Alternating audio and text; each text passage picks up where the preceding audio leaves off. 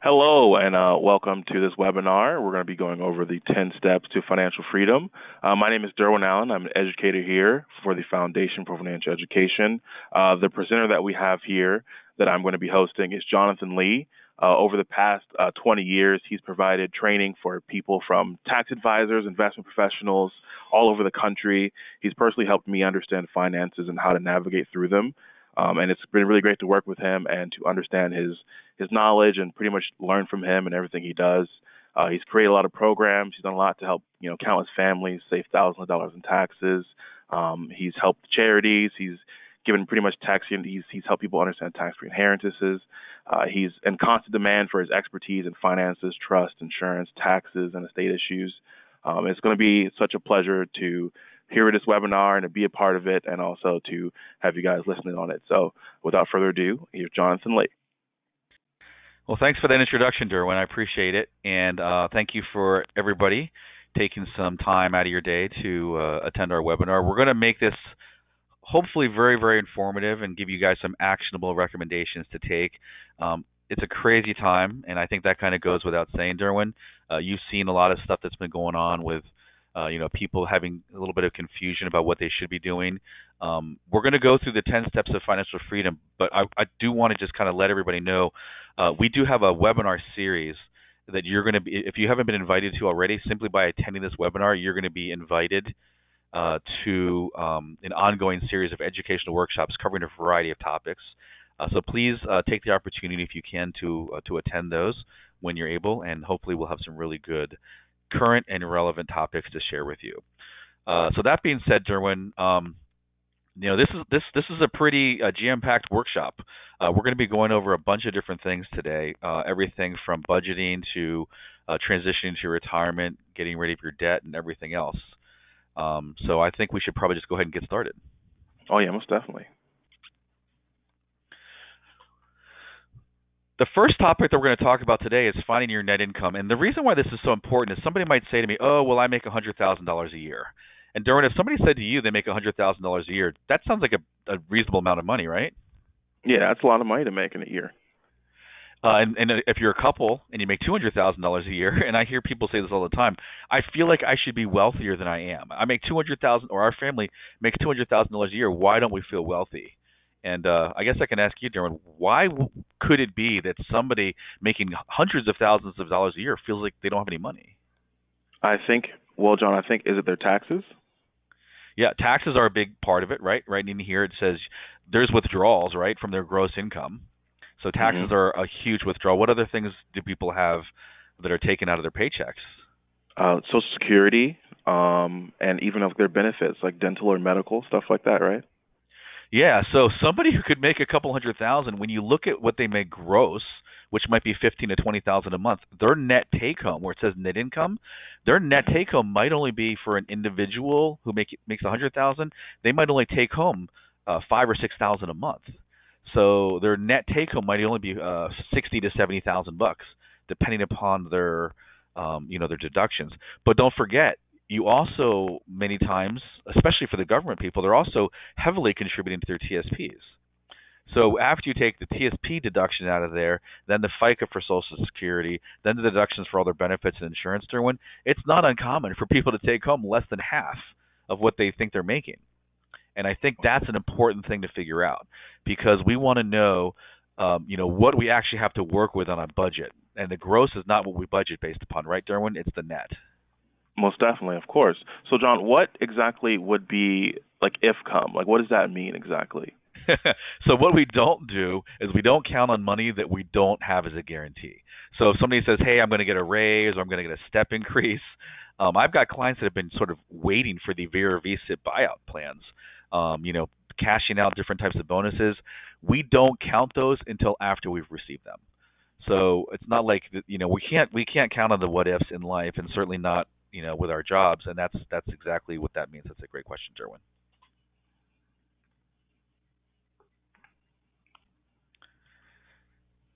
So just like, Derwin, if you want me to go to the next slide, just like a business, right, we would expect individuals to be able to calculate their expenses and profit, right? So we know if we're a profitable enterprise. And sometimes we need to know that before we even get to any of the budgeting or the financial goals or whatever else.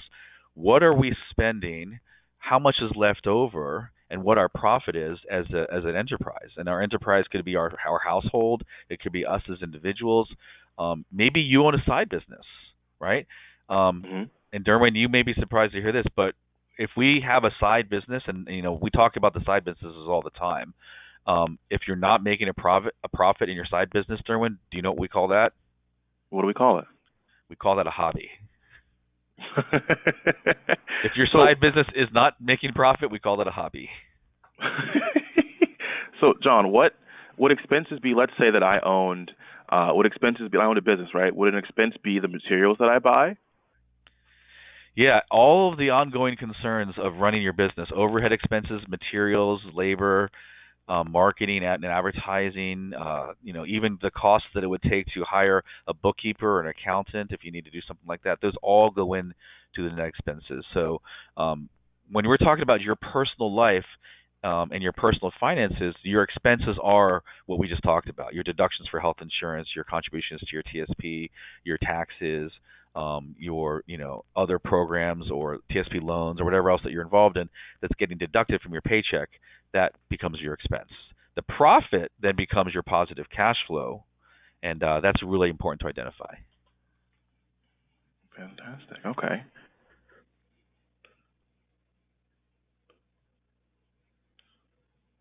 So, John, when it comes to like a financial coach or mentor, are these people who are like CPAs or CFPs? Well, that's a great question.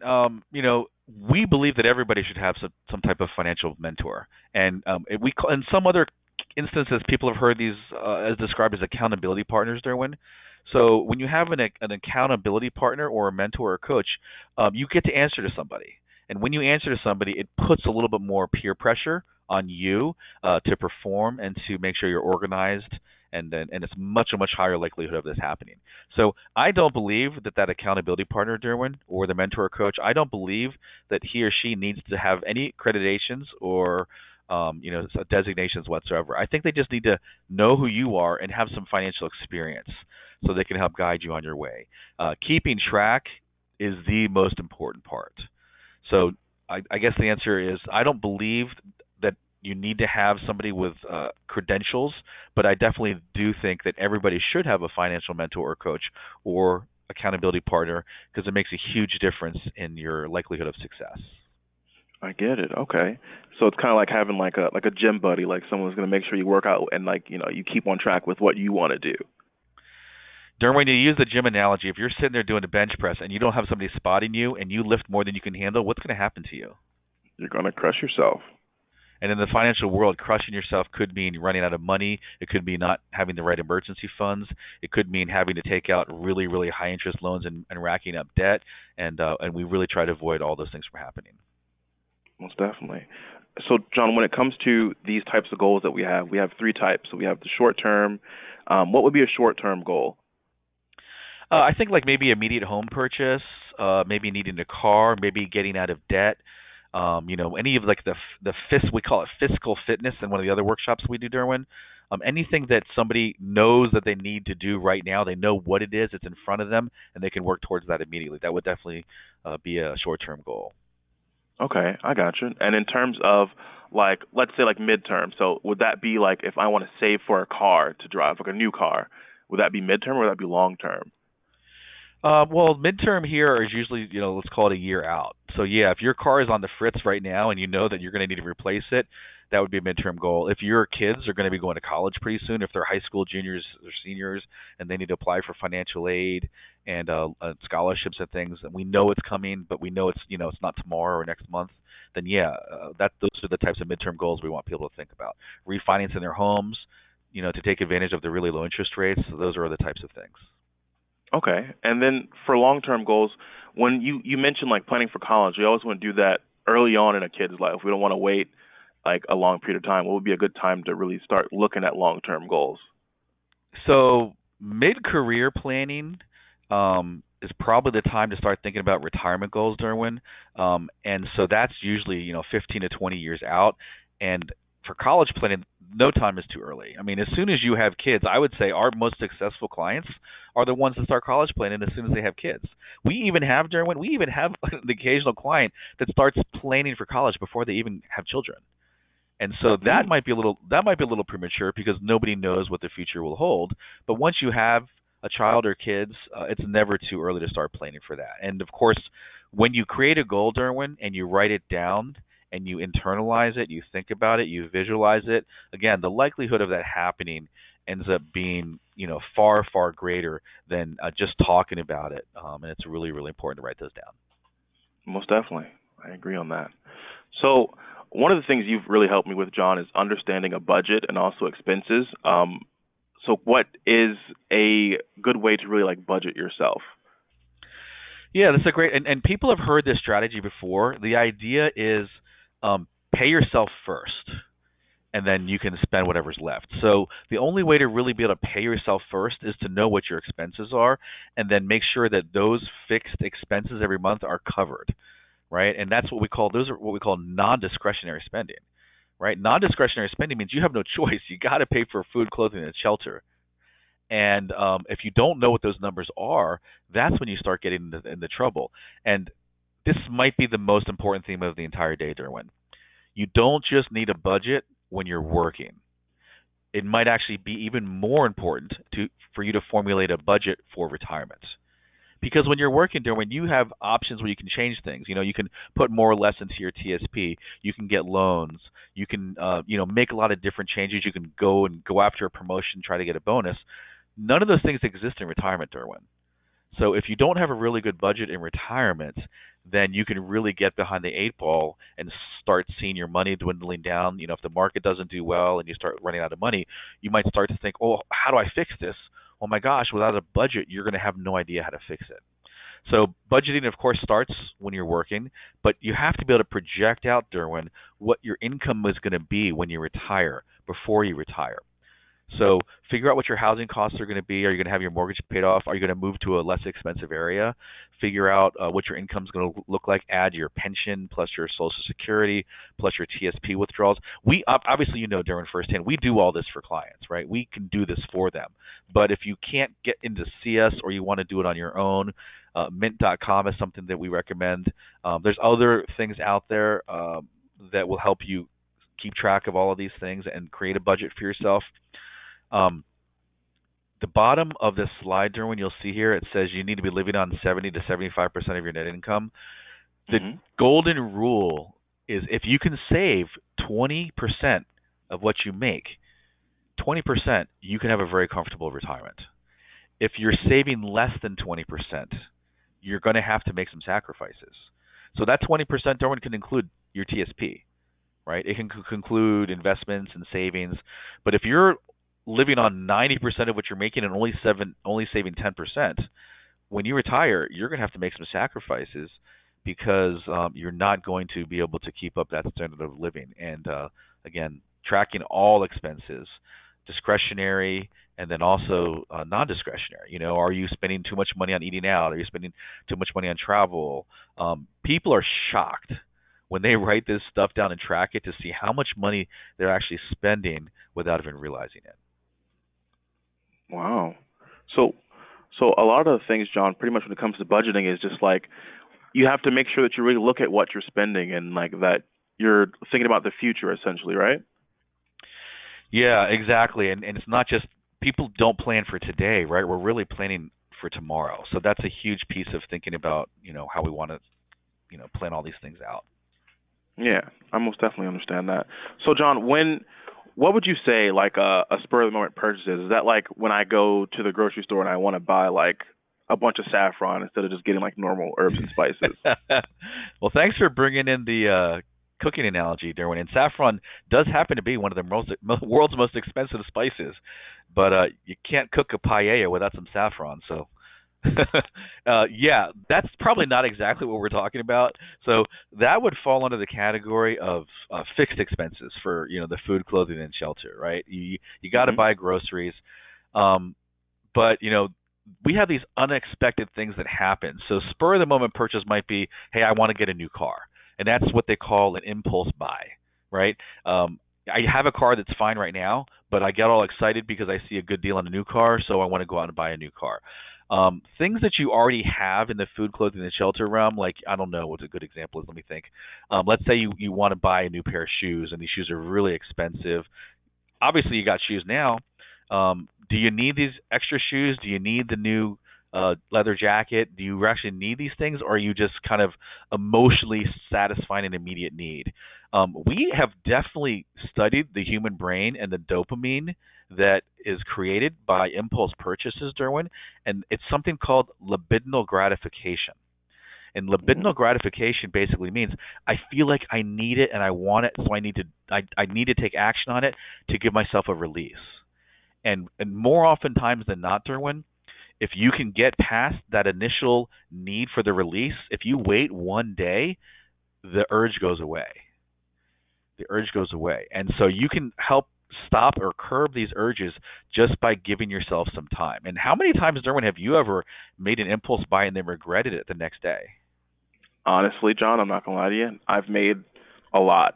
It's been a lot of times I've I'll just be like, you know what? I'm gonna order this thing off of Amazon. It's like $200 for it, and I just want to, and I never sleep on it, but I should start doing that. It's one of the things you definitely talked to me about before. Just like sleeping on it and just relaxing and just like don't do anything spur of the moment. So one of the most amazing things with this libidinal gratification and dopamine, if you've studied sciences in the human brain, there are other ways to satiate your need for this type of stuff, Derwin. So if you feel the urge to buy something, you can get a release by going to work out. You can do some exercise, and that releases dopamine. You can cook a meal, spend some time using your brain. There's actually some really interesting studies that say if you switch, like if I'm left-handed, Derwin, and I brush my teeth with my left hand. If you brush your teeth with your opposite hand, your brain, you start exercising and releasing dopamine in different parts of your brain. So I would definitely encourage people to focus on number one, what the needs are, not the wants. And then if you want something, just wait a day, Derwin, because if you, and this is a number that I'm just kind of pulling out of my head that I've heard before.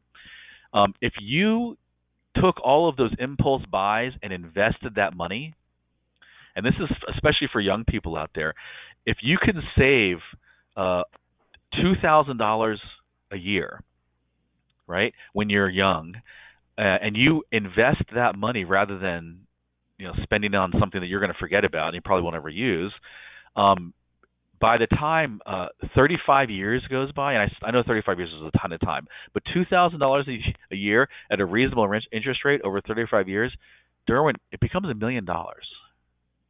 Whoa.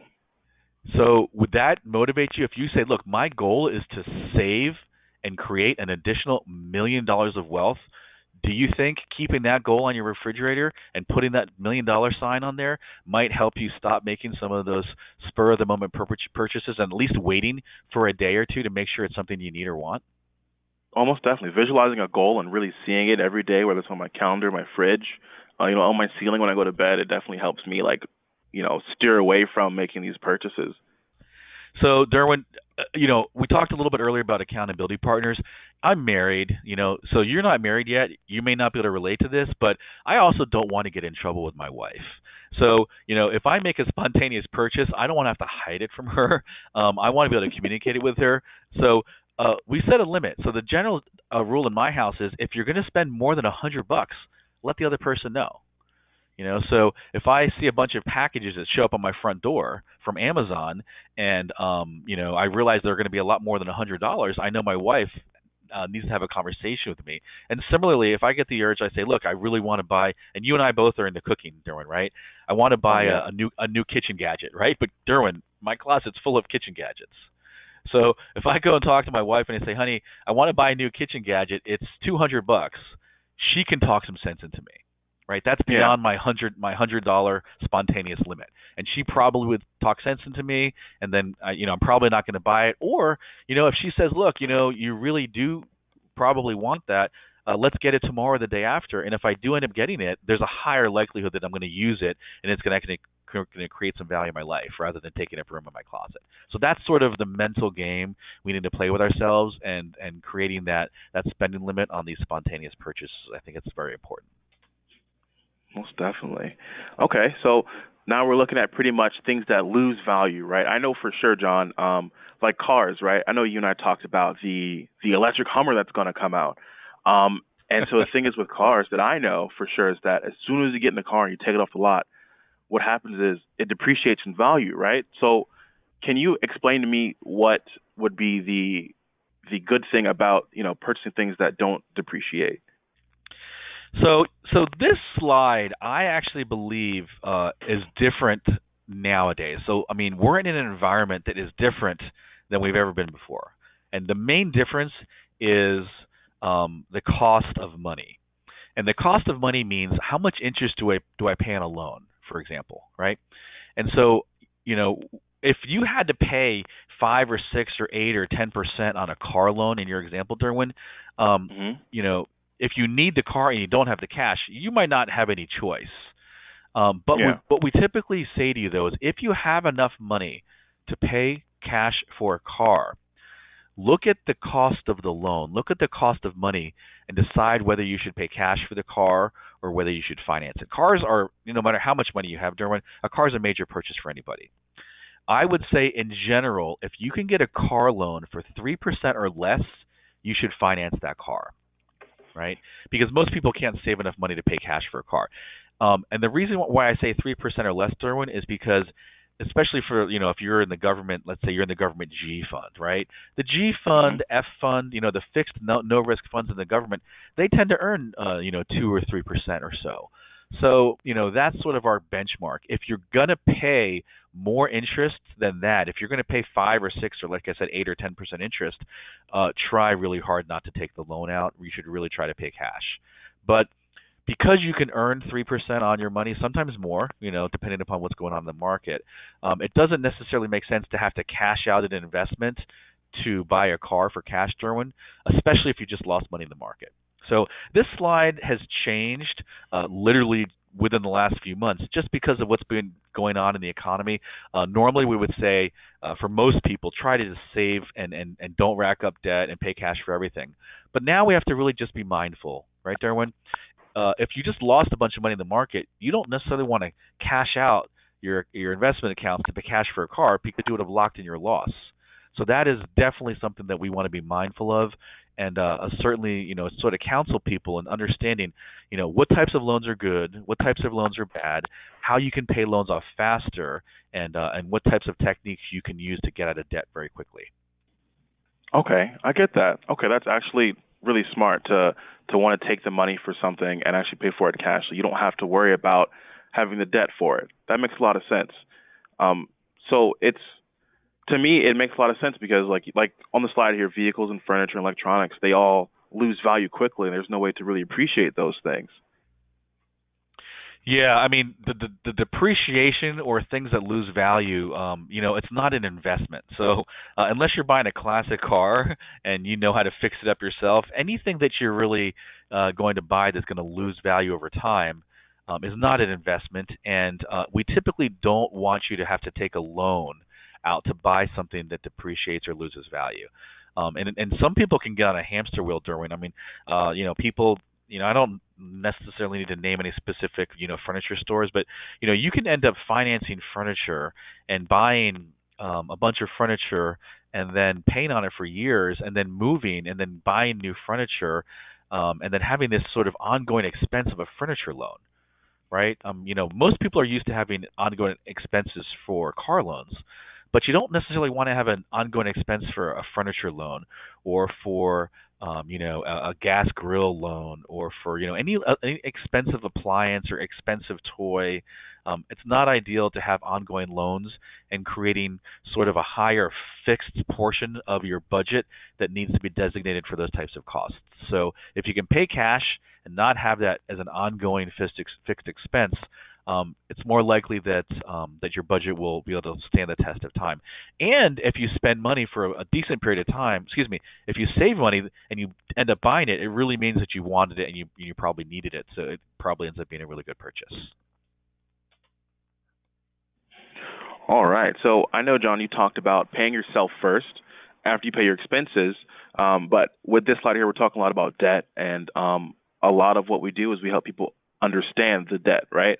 And the best way to handle that. Can you talk to me about the best strategy for paying down that debt? Yeah, and I guess it all starts back at the beginning where we talked about keeping track. We've heard the terms good debt and bad debt, Derwin, but again, in this environment, the good debt, which typically was mortgage interest, it's not so good anymore, right? I mean, most people, depending upon their situation, don't get as much tax benefits from tax deducting the mortgage payments and interest payments as they used to. So, most debt right now is not good debt. And the only type of debt that maybe we don't care too much about is debt that doesn't cost you more than 2 or 3%. Again, if you have debt and your interest rate's very, very low, we're not as anxious to pay it down. But my gosh, if you've got credit card loans, student loans, car loans, personal loans, and these interest rates can get up to 10, 15, maybe even 20%. The easiest and most effective way to handle those debt payments, Derwin, always, always, always, it doesn't matter the size of the debt. Start with the higher interest ones first. Okay?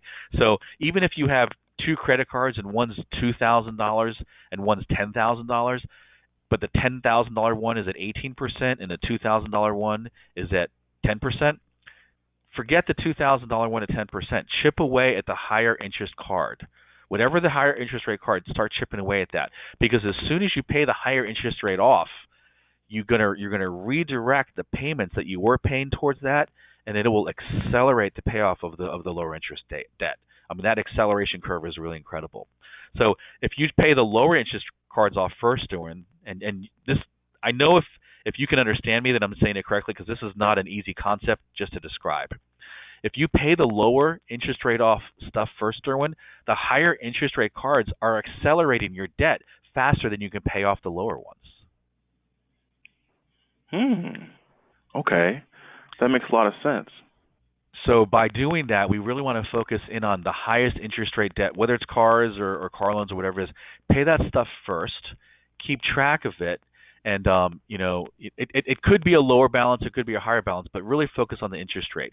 Now, when you free the money up, put it towards the other debt, and then when the debt is all paid off, then all of a sudden you've got all this extra cash flow.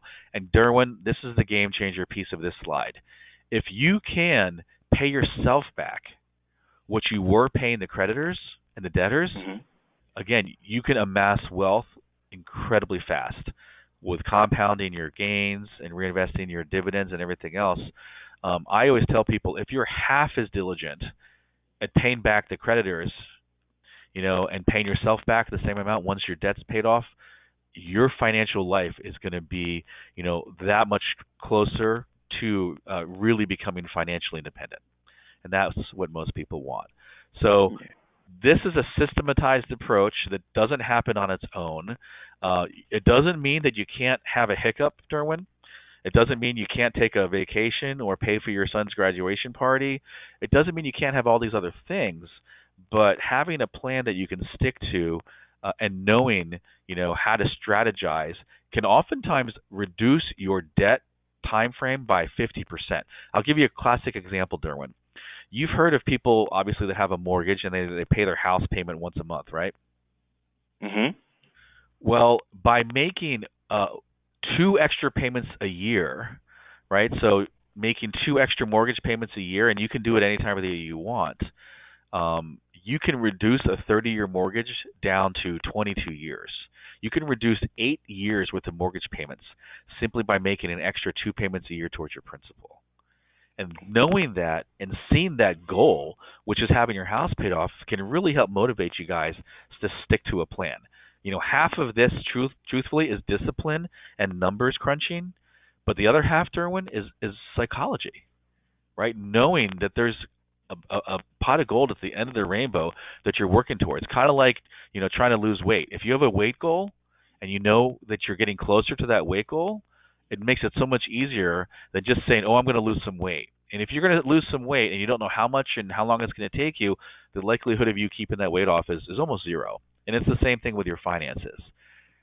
Getting that debt reduction strategy in place, rolling over to the lower interest cards, and then rolling over to the to to the getting the debt paid off quicker will help you reach the promised land, which will be a game changer for you in retirement. So absolutely vitally important to have a strategy. Most definitely, and it comes down to like we need to change our relationship with money, just like we need to change our relationship with food when it comes to dieting. That kind of juxtaposition you set up there, I get that. And I'm not sure, Derwin. Looks like there's something cut off on this slide. I have a different version on front of me. Under the investment heading on this particular slide, we're on number 9 here. In terms of the 10 things that we need to do, it should read something you put money into and expect to make money. So something you put money into and expect to make more money or gain value from it. That's what we call an investment. So an investment doesn't have to be something that has a risk of loss. A lot of times people say, oh, when you talk about investments, I don't like to invest because I've got the potential for a risk of loss here. That doesn't necessarily mean that you have to have an investment. In fact, you can make an investment just in your personal finances by creating a budget, right? If you invest your time, Derwin, the payoff for your time is going to be more money and more control and a better feeling and financial independence, right? So, I think the word investment is important to understand that it doesn't have to mean, hey, you're going to throw your money into the stock market and the potential to lose money. You can definitely make all types of investments that are pretty much guaranteed to make you money, and understanding that you're going to get value from all these different types of areas is sort of important to note.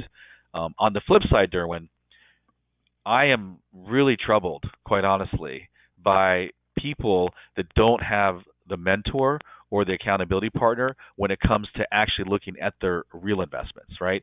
So, we have some workshops. One of them was entitled Stock Market Crashes for Dummies, Derwin. You listened to that one?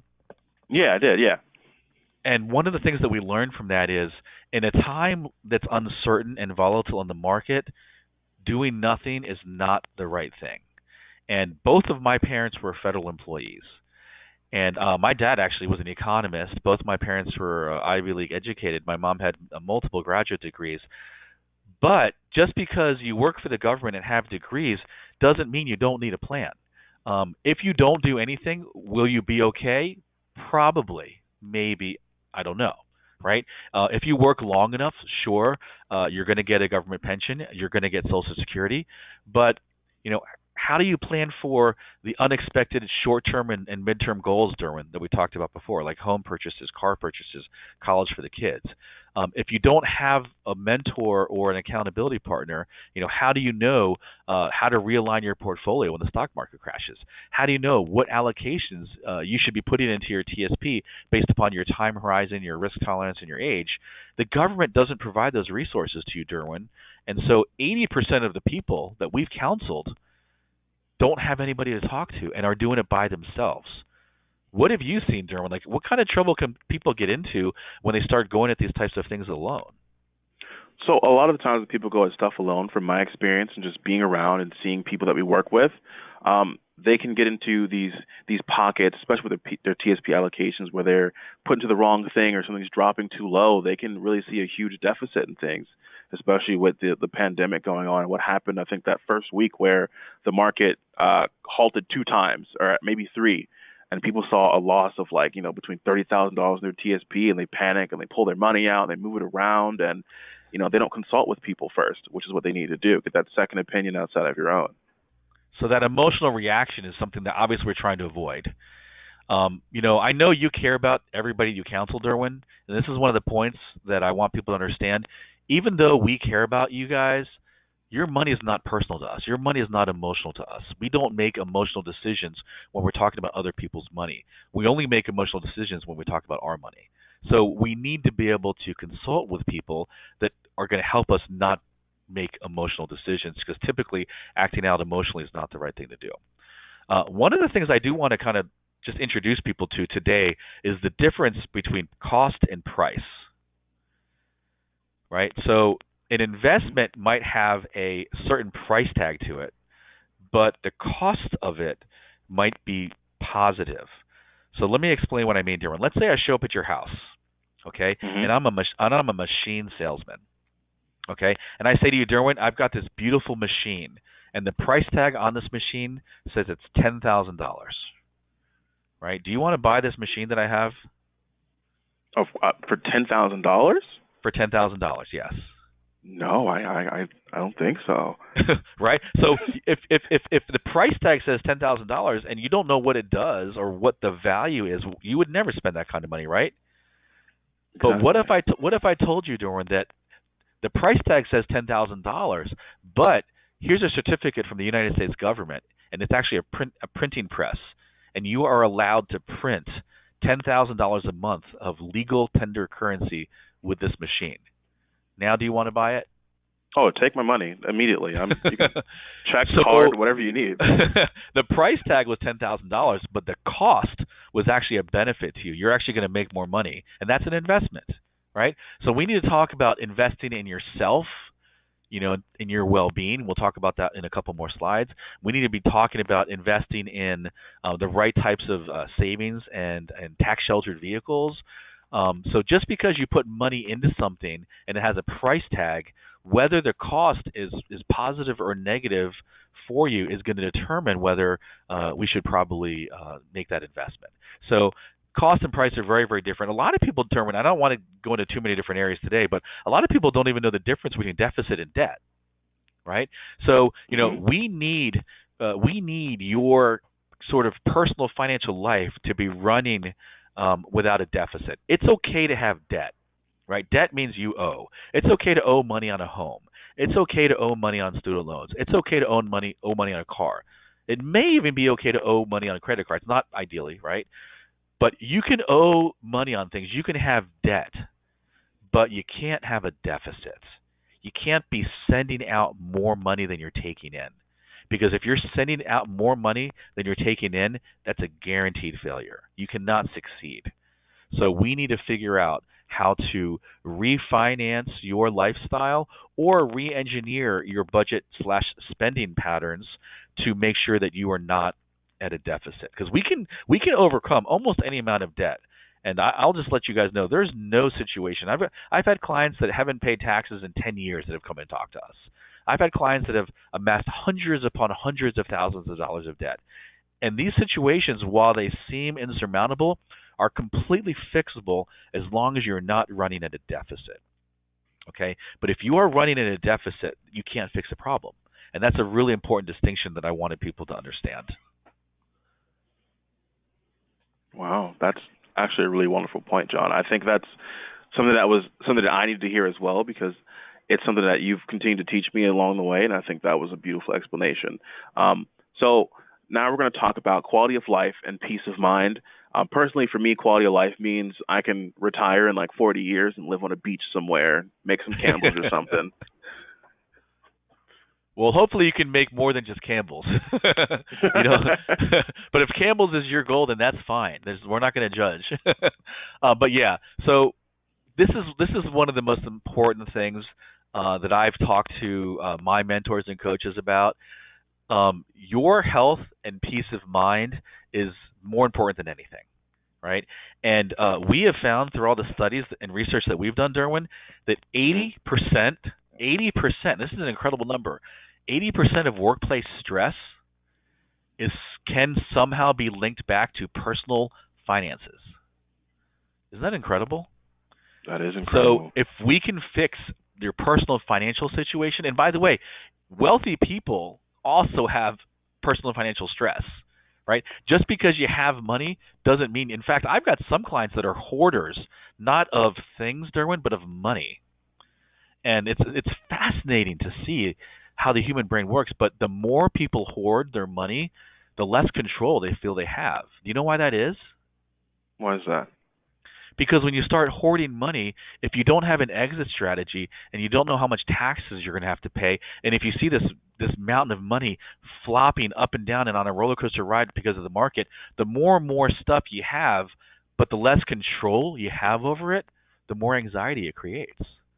So quality of life to us right now means we don't want to have to sacrifice and eat bananas and sacrifice, our lifestyle right now to have something down the road. This quality of life thing is very, very important, because if I say to you, Derwin, you now can eat nothing but bananas because I want you to be able to retire one day, what's the likelihood of you staying on that plan? I'm going to divert really quick, man. Not gonna lie to you. Right? Because I know you want to eat more than just bananas. So we need to make sure that you can still do the things that the human being needs to have to, get gratification from life, spend time with loved ones, reward yourself for a job well done. But the sacrificing may just simply be, hey, wait that extra day before you make an impulse buy, right, Derwin? Have a budget really that you try to stick to. Because at the end of the day, if you don't do this stuff and you do live for today and live in the moment, the price that you're going to pay down the road of never getting rid of your stress and anxiety over money is not going to be worth it. And it can really, really hinder your quality of life in retirement, or it may make it so you have to work longer. And guys, I'll tell you the one thing that money can't buy, and you guys all know this, right? It can't buy you another day on this planet. You cannot buy more time. So the quality of life may simply be, let's talk about how you can spend more time the way you want to spend it and who you want to spend it with. So that may mean getting to retirement earlier. It may mean having more free time to spend with friends and family now. Quality of life could mean, hey, I want to take more vacations and I want to have a vacation fund to do that. It's different for everybody, Derwin. Quality of life is different. For you and me, we love to eat, right? We love to cook. We like to go out. Quality of life for us is very difficult right now, but we want to be able to do the things in retirement that we're doing today. But for some people, quality of life might simply mean, I just don't want to give anything up that I have right now. It could be just as simple as that. And we want to make a plan so that you don't have to. Peace of mind, for most people, simply means you don't have to worry about running out of money. And part of the running out of money and giving you peace of mind is keeping score and having that retirement budget. Derwin, I would say less than 1 out of 100 people that we consult with have a retirement budget. So a lot of people might have a budget now. A lot of people might not, but so few people actually have a retirement budget, and that's something that we really want to stress and work on with people to hammer that out. Know how much taxes you're going to pay in retirement. Know how much income you're going to have. Give yourself the peace of mind. And by the way, peace of mind for you could also mean peace of mind for your spouse. It could mean peace of mind for your kids, so they don't have to worry about, having 3 jobs while they're going to college. Or maybe they do. I mean, it just depends upon your child. It just depends. So it's different for everybody. Be a blessing to others, Derwin.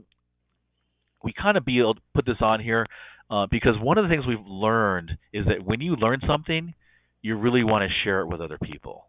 So let's say, for example, I've got some friends right now, and actually my best friend in life had suffered through 2 different bouts of cancer.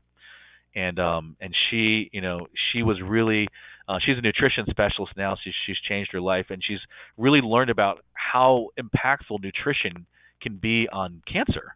And she shared this knowledge with me, Derwin, and I've now become a little bit of a student of it because it's something that I've seen really help and help her get her life better and help combat cancer is nutrition. So now I'm a believer in it.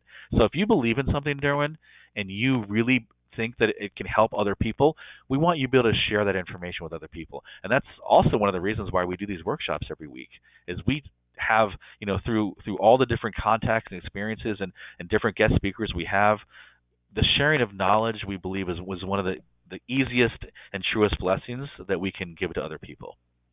Most definitely. Everything I've learned through just being around this environment and just, being a part of these workshops and webinars I've passed on to my grandmother or like friends of mine who need more help with financial literacy or understanding, retirement and quality of life and those things, especially when it comes to debt and budgeting.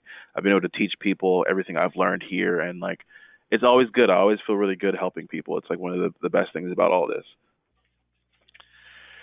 So I think that, I wanted to kind of just roll over and reiterate some of these 10 steps that we're talking about. Understanding, again, how much you're taking home. Not just how much you're making, Derwin, but how much are you taking home. Is your personal, number 2, is your personal financial business, are you running at a profit? What are your expenses? Can you reduce your expenses? Put that goal on your refrigerator, or put the goal on the wall, or put it somewhere where you can see it every day so you know what you're trying to aim towards. Um, Budgeting now, budgeting in retirement, vitally important. The spontaneous purchases are that's something we're going to work on with you. I don't think you're the only. I don't think you're the only one out there that does that. So I think we'll work on that together. Um, the financing and just understanding the difference between good debt and bad debt. Trying to pay more for cash, having a debt reduction strategy, not just haphazardly making extra payments to something, but pay off the higher interest rate cards first, then pay off the smaller amounts to consolidate. Really be intentional with your debt strategy, and you can oftentimes shave off decades. It's amazing, Derwin. It's decades of how quickly it can take you to pay off some of this debt. Debt consolidation, debt assumption. We have some amazing strategies that can reduce people's debt payments by 50% or more, depending upon their situation, and we would love to be able to give them that guidance. Learning how to invest, learning what to invest in. Maybe, so I had a client just yesterday to talk to me, Derwin, and she said, and she was really sweet and cute about it. She's like, she and her husband called me. She's like, we're kind of afraid to talk to you about something. And I said, well, what is it? She's like, well, I'm going back to get my PhD. And immediately in my mind, do you know what I think? Because in their mind, Derwin, when they say I'm going back to school, what's in their mind? Debt, student loans. Right. 4-year program, $20,000 a year. You know what's in my mind? Instantly say, oh, okay, PhD, that's a 20 to 30% increase in her salary up until retirement once that's over. So a 4-year program, but she'll be working for another 15 years after that. That's a great investment, right? I would do that any day of the week. And, it's a lot of work, and I encouraged her to do it and to go for it because I think it's going to make a huge difference. So investment in education and investment in things that are not financially related can still pay us off financially down the road, and I think that's an incredibly great opportunity for some people to know and understand. And then the last, piece of this, which is, hey, 80% of people, and I don't know, these numbers might just line up for a reason, Derwin, 80% of people are managing their finances by themselves. And that's got to create some kind of anxiety. And 80% of the things that people worry about, Derwin, never happen. I'm sure you mentioned your grandmother. I'm sure she's giving you some wisdom just based on her experience in life. My grandmother always said, she said, Jonathan, whatever you worry about today won't be an issue for you tomorrow. It'll pass. And 80% of the time, that's the case. If you're stressed or worried about it, it probably is never even going to affect you. So let's focus on the things that we can control and start talking about those things and trying to create a better quality of life, psychologically, mentally, health-wise. Mental health is such a huge part of people's lives today. I mean, I can relate to this now, but, back when I was growing up, and you guys remember this too. I mean, Derwin, when you were growing up, you're much younger than I am. You had cell phones. You had computers. You had technology that was accessible to 24/7. When I was growing up, we didn't have cell phones. We didn't have computers. We were calmer because we couldn't get access or be instantly called upon to do things. So one of the things we tell people is pick 1 or 2 days a week, and this is going to sound like a small deal, but take your cell phone and turn it off for 4 hours. Right? You will feel during that 4 hours, it's like taking a vacation, right? Because we're so tied to technology, Derwin.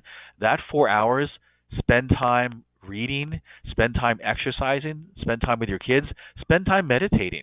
You will feel relaxed and recharged, and this underlying level of anxiety that is with us all the time, Derwin, might start to melt away because you cannot get away from technology, and that's what's causing higher blood pressure, anxiety, stress, needs for medication, needs for counseling, needs for all these things. If you just take away that tether and isolate yourself from technology, including video games, including TV, take a vacation from it, and you would see it could potentially work wonders for you. Wow. I didn't think about it that way.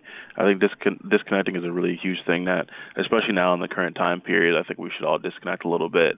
Because you're right, we're all very tied to technology. It's a part of everyday life for everybody. It creates anxiety. It really does. And it's amazing when you unattach or detach yourself from that, how you can reduce your stress. Most definitely. Okay. So Derwin, So we're gonna wrap up here. I guess my takeaway for you guys who are listening today is don't try to fix everything all at once. Start with one thing, right? And that one thing is the thing at the top, which is a budget. Once you've created the budget, then the emergency fund, the debt consolidations, the mortgages refinance, taxes, insurance, investments, all that other stuff can fall into place. But it's like a house of cards, Derwin. If you don't have a good base at the bottom of your house of cards, the whole thing can come tumbling down, and that budget is that base for your financial life. You got to have it. That's the most important thing. absolutely true. Absolutely true. You know, we kind of joke about it, but we do have some people that haven't identified that they even have a problem, or some people that refuse to acknowledge that they have the problem.